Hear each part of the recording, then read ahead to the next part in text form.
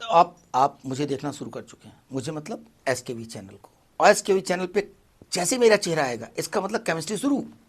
ठीक है, अब केमिस्ट्री की बातें शुरू हो चुकी हैं और आज की बात बहुत इंपॉर्टेंट है। लास्ट वीडियो लेक्चर में आपने जो देखा था इक्विवेलेंट वेट का, तो इक्विवेलेंट वेट के बारे में आपको क्लियर हो गया और आज के आपने उसके न्यूमेरिकल्स भी कर लिए।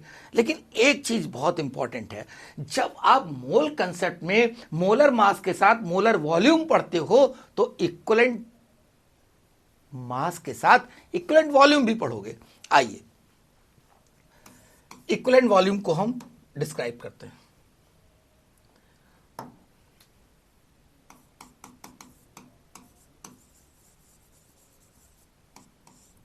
अब इसको रिप्रेजेंट हम करेंगे इस तरीके से।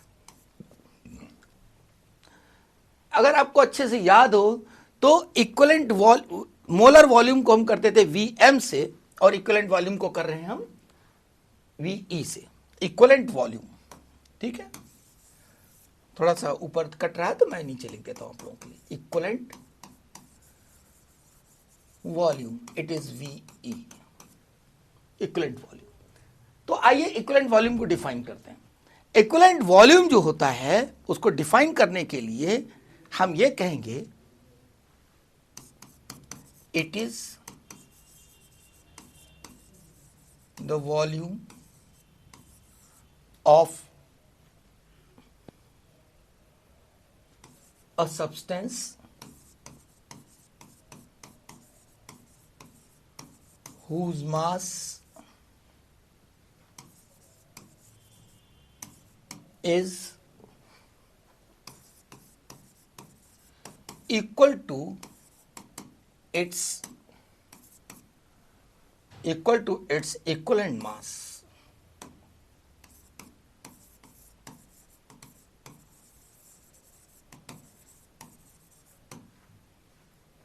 अब ये जो डेफिनेशन सामने आपकी लिखी है, अगर इसको आप थोड़ा अच्छे से देखें, अगर अच्छे से देखेंगे तो आप क्या देखेंगे कि अगर मैंने यहां पर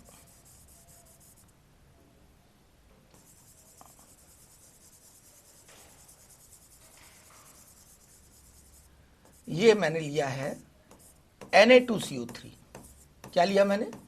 Na2CO3। अब Na2CO3 लिया और हमने ये कह दिया है कि ये जो वॉल्यूम ऑक्युपाई कर रहा है, जो वॉल्यूम घेर रहा है, जितना वॉल्यूम इसने घेर रखा है वो किसके बराबर है? वो इक्विवेलेंट वॉल्यूम के बराबर है। अगर ये इक्विवेलेंट वॉल्यूम के बराबर वॉल्यूम को घेर रहा है तो इसका मतलब इसका मास कितना होगा? इसका मास होगा, जो मास घेर रहा है वॉल्यूम को, वो किसके बराबर होगा? वो होगा इसके इक्विवेलेंट मास के बराबर। अब Na2CO3 का इक्विवेलेंट मास क्या है? आइए देखते हैं। 106/2, वैलेंसी फैक्टर 2, 106 इसका मोलर मास, तो 53 ग्राम। यानी इसका मतलब 53 ग्राम Na2CO3, 53 gram of sodium carbonate जितना वॉल्यूम ऑक्युपाई करेगा वो इक्विवेलेंट वॉल्यूम कहलाएगा। ठीक है, अच्छा, ऐसे ही अगर आपसे कहा जाए कि मैंने यहां पर कैल्शियम कार्बोनेट ले रखा है, ये क्या है? कैल्शियम कार्बोनेट, और ये कैल्शियम कार्बोनेट कितना है? 50 ग्राम। अगर ये 50 ग्राम कैल्शियम कार्बोनेट है तो बताइए जो इसने वॉल्यूम घेर रखा है उस वॉल्यूम को क्या कहेंगे? उस वॉल्यूम को हम कहेंगे इक्विवेलेंट वॉल्यूम। क्यों? क्योंकि 50 ग्राम क्या है? कैल्शियम कार्बोनेट का इक्विवेलेंट मास, और इक्विवेलेंट मास जितना वॉल्यूम ऑक्युपाई करता है उसको हम क्या कहेंगे? Equivalent volume. मेरे ख्याल बात समझ में आ रही होगी। ये हमने सॉलिड की बात की, चलिए लिक्विड की बात करते हैं।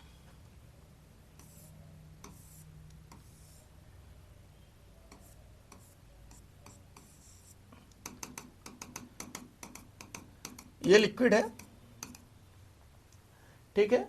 अब इस लिक्विड में, इस लिक्विड को हम अगर कह दें H2O, और कहते हैं इसने जो वॉल्यूम घेर रखा है वो इक्विवेलेंट वॉल्यूम है, यानी वाटर ने जितना वॉल्यूम घेर रखा है that is the equivalent volume of water. और आपसे पूछा जाए तो बताइए वाटर का मास कितना, तो आप क्या कहोगे 18 ग्राम, sorry 9 gram.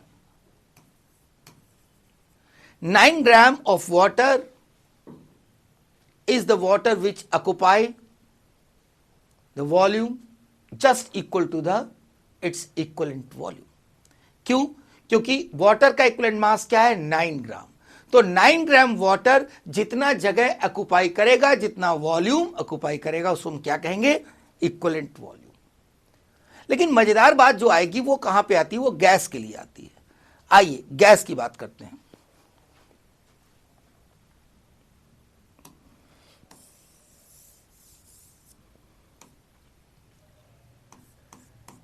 Equivalent volume for gas. Gas के इक्विवेलेंट वॉल्यूम की जब हम बात करेंगे तो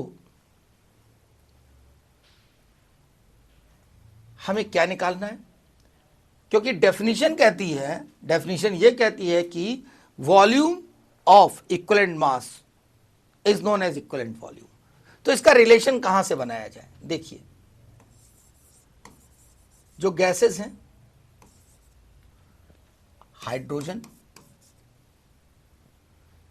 chlorine, oxygen,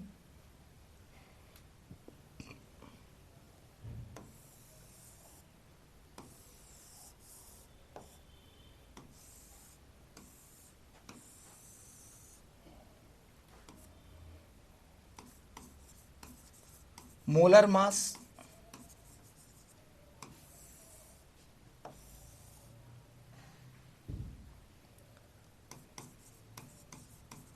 molar volume at NTP,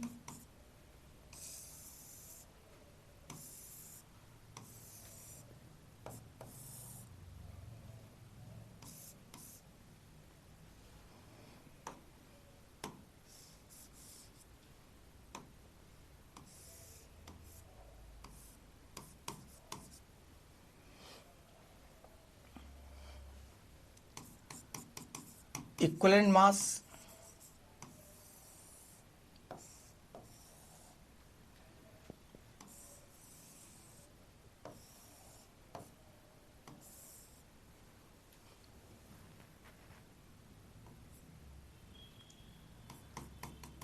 equivalent volume. Molar mass hydrogen का 2 ग्राम होता है, मोलर मास ग्राम पर मोल 71 ग्राम पर मोल, 32 ग्राम पर मोल।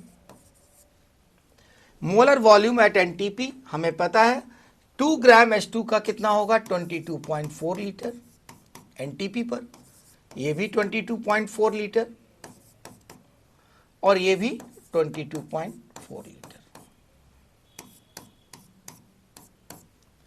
यानी हमको ये पता चल गया कि इतना मास होगा तो उसका वॉल्यूम कितना होगा। अगर मोलर मास की बात करें तो उसका वॉल्यूम हमेशा 22.4 लीटर होगा। ओके, अब इक्विवेलेंट मास हाइड्रोजन का कितना होता है 1, यानी gram equivalent mass, gram equivalent mass यानी 1 ग्राम 36.5 ग्राम,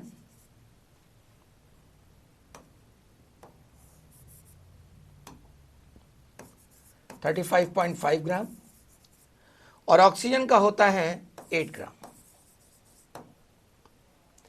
तो आप जरा सोच के देखिए कि अगर आपसे कहा जा रहा है कि 2 ग्राम का वॉल्यूम है 22.4, तो 1 का कितना होगा 11.2 litre. So this is the equivalent volume of hydrogen at NTP, at NTP. Chlorine 11.2 litre, 71 ग्राम का 22.4 लीटर, तो 35.5 का कितना 11.2। अब यहां देखिए 32 ग्राम पर मोल, 32 का 22.4 तो 8 ग्राम का कितना होगा 5.6 लीटर। अब यहां पर कैसे निकाला ये हमने आपको बताया। ये कैसे निकाला बताया, अगर 32 ग्राम का वॉल्यूम है 22.4 तो 8 ग्राम का कितना होगा 5.6 लीटर। देखिए इट इज मोस्ट इंपॉर्टेंट, ये बहुत इंपॉर्टेंट है, ध्यान रखना। ऑक्सीजन का इक्विवेलेंट वॉल्यूम इज 5.6 लीटर। आगे चलते हैं।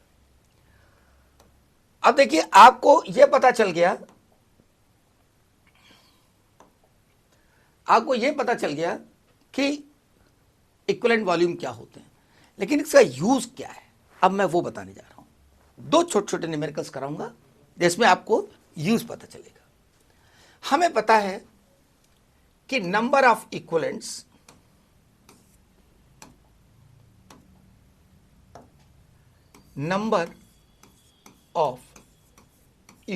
बराबर होता है mass in grams upon equivalent mass या volume in litre at NTP equivalent volume.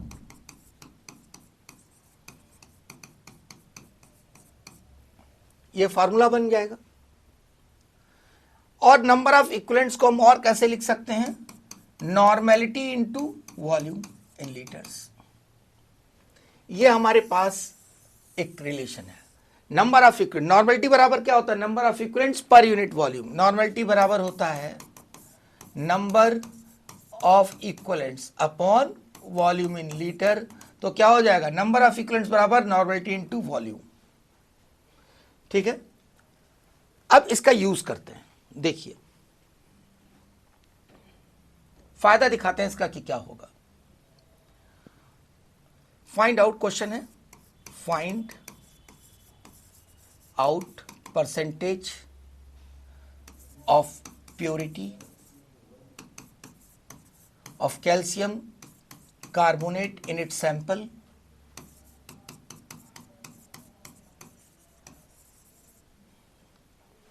If,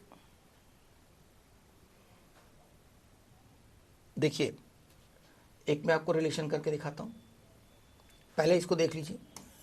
CaCO3 अगर HCl के साथ रिएक्शन करता है तो बनेगा CaCl2 प्लस H2CO3 यानी H2O प्लस CO2, ये बनेगा। इसका मतलब ये हुआ कि यहां इसको बैलेंस करना पड़ेगा इस तरीके से। तो 100 ग्राम जो कैल्शियम कार्बोनेट होगा वो कितने के साथ रिएक्शन करेगा, 2 इंटू 36.5 यानी 73 ग्राम के साथ करेगा। बात समझ रहे हैं? यानी इसका मतलब यह हुआ कि अगर हमारा 73 ग्राम HCl कंज्यूम हो रहा है, 73 ग्राम अगर HCl कंज्यूम हो रहा है, तो अगर HCl 73 ग्राम कंज्यूम हो रहा है तो कैल्शियम कार्बोनेट कितना कंज्यूम होगा 100 ग्राम। अगर 7.3 ग्राम कंज्यूम हो रहा है तो कितना कंज्यूम होगा इसका कैल्शियम कार्बोनेट 10 ग्राम। क्या मेरी बात समझ रहे हैं? अगर 73 ग्राम कंज्यूम होगा तो 100 ग्राम कैल्शियम कार्बोनेट, अगर 7.3 तो 10 ग्राम। आइए अगर HCl के बारे में दिया हो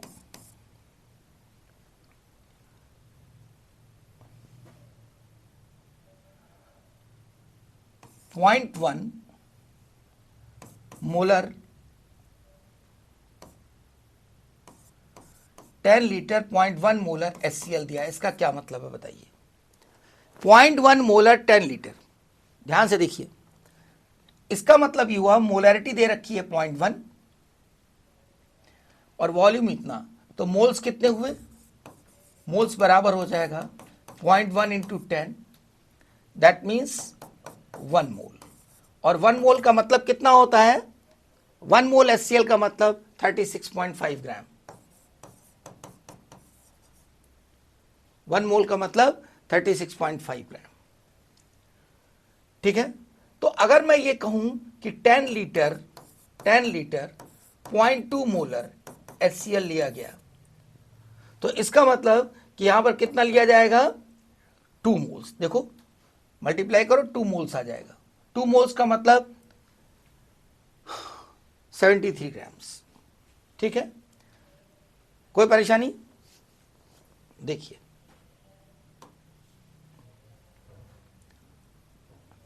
its sample, find out the percentage if sample, if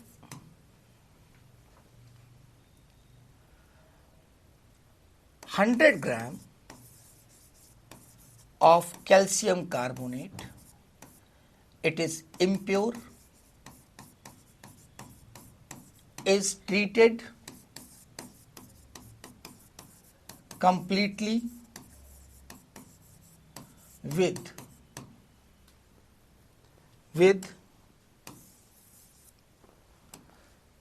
10 liter of 0.2 molar HCl solution.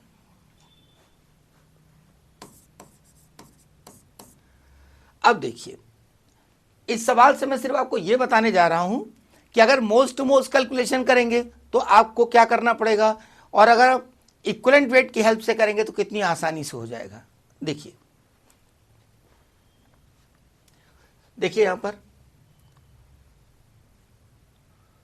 Calcium carbonate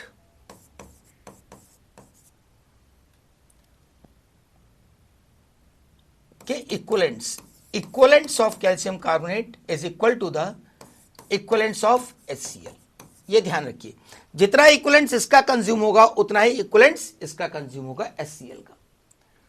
तो अब देखिए, अगर मैं कहूं इसका इक्वलेंट्स कितना है, x ग्राम मान लेता है, अगर ये x ग्राम है तो इसका इक्वलेंट कितना हो जाएगा, x/50 इक्वलेंट्स। अगर मान लेते हैं प्योर कैल्शियम कार्बोनेट x ग्राम है तो इसके इक्वलेंट मास से डिवाइड कर दिया। अब इक्वलेंट्स ऑफ HCl देखिए, 10 लीटर ऑफ नॉर्मेलिटी चाहिए। अब क्या होता है, नॉर्मेलिटी अपॉन मोलरिटी बराबर वैलेंसी फैक्टर।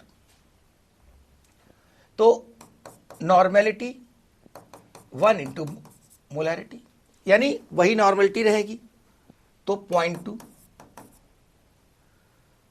लिख दिया।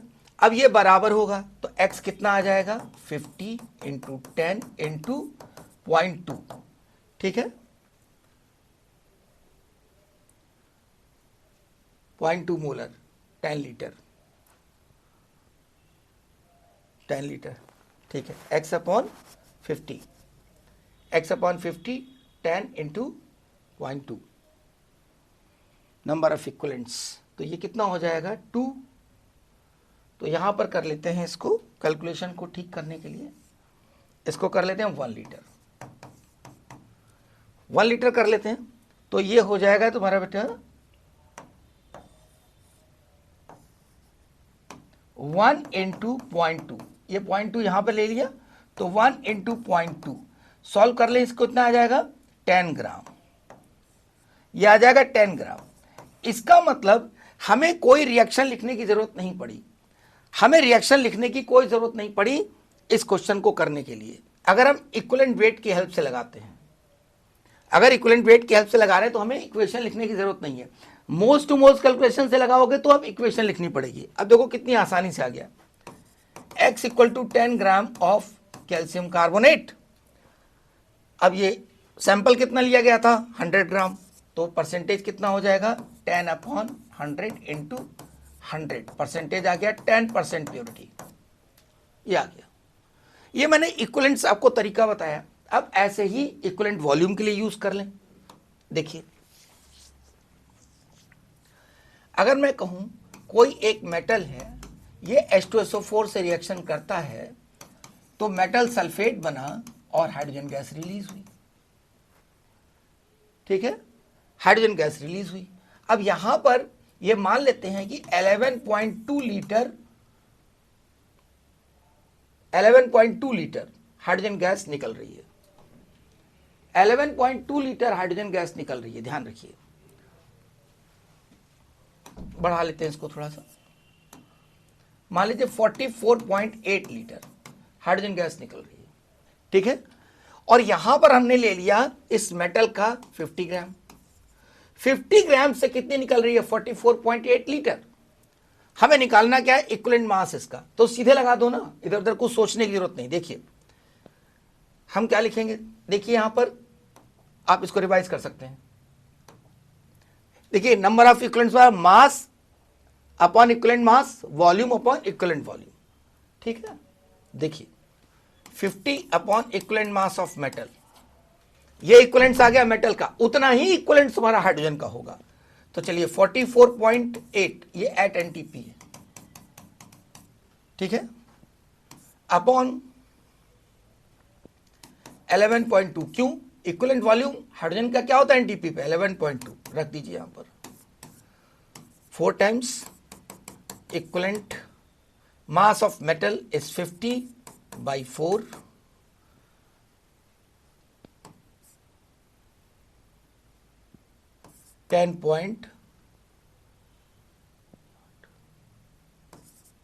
10.25, ये इक्विवेलेंट मास मेटल का गया, समझ गए। अब ऐसे ही कभी कभी एक सवाल ऐसे पूछ लेता है, जैसे वो कहेगा 10 grams of a solid substance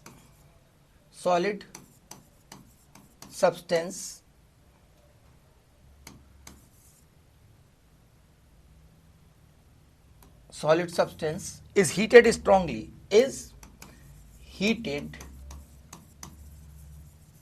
strongly, converted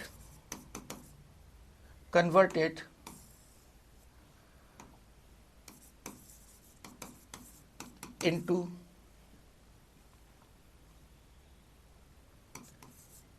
5.6 liter gas at NTP। अब वो कह रहा है 10 ग्राम हमने लिया और सॉलिड को और हीट कर दिया, 10 ग्राम लिया सॉलिड को और हीट कर दिया, और कचकचा के हीट कर दिया, इतना हीट कर दिया कि वो गैस में कन्वर्ट हो गया। अब जब वो गैस में कन्वर्ट हो गया तो हमने देखा वो 5.6 लीटर है। तो कह रहा है find out equivalent volume of substance. निकाल लेंगे, कैसे निकाल लेंगे? देखिए 10 ग्राम upon equivalent mass of substance, substance का जो इक्विवेलेंट मास होगा 10 से डिवाइड कर दोगे, इक्विवेलेंट्स आ गया। अब यहां पर देखिए 5.6 वॉल्यूम है, अब नीचे ये 5.6 लीटर है गैस। अब वो गैस जो आप रिलीज कर रहे हो, ठीक है, अगर मैं ये कहूं तो 10 ग्राम, एक बार फिर से देखें क्या है। अच्छा ठीक,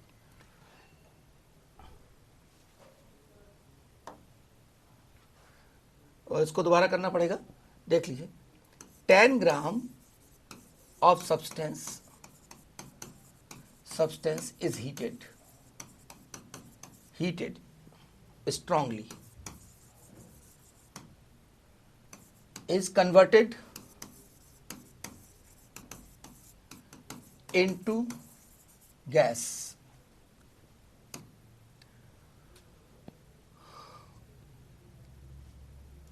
its volume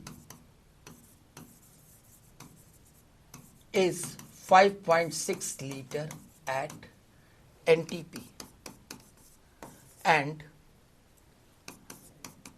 its valency factor is 2. Find out equivalent mass of substance। अब देखिए बहुत आसान है, हमने रखा 10 अपॉन, ये हो गया इसका मास, और नीचे लिख दिया मोलर मास, लिख दिया। अब यहां पर लिखा हमने 5.6 और यहां लिख दिया 22.4, ये कट गया 4, तो मोलर मास क्या आ गया? इज 40। ये मोलर मास आ गया 40। हमें चाहिए क्या? हमें चाहिए इक्विवेलेंट मास। तो क्या होता है, इक्विवेलेंट मास बराबर molar mass upon valency factor. हो गया सवाल, क्या है इसमें, 40 अपॉन वैलेंसी फैक्टर कितना 2, 20 इक्विवेलेंट मास। ठीक है, अगर आप ध्यान से देखोगे तो सॉलिड सब्सटेंस और कुछ नहीं है, कैल्शियम है, ये कैल्शियम है। खैर अच्छे से देखिएगा, ये लेक्चर बहुत इंपॉर्टेंट है। वीडियो को लाइक करिएगा, नीचे कमेंट लिखिएगा और एसकेवी चैनल पे बने रहिए, सब्सक्राइब भी करवा दीजिएगा और अपने फ्रेंड्स से। That's all.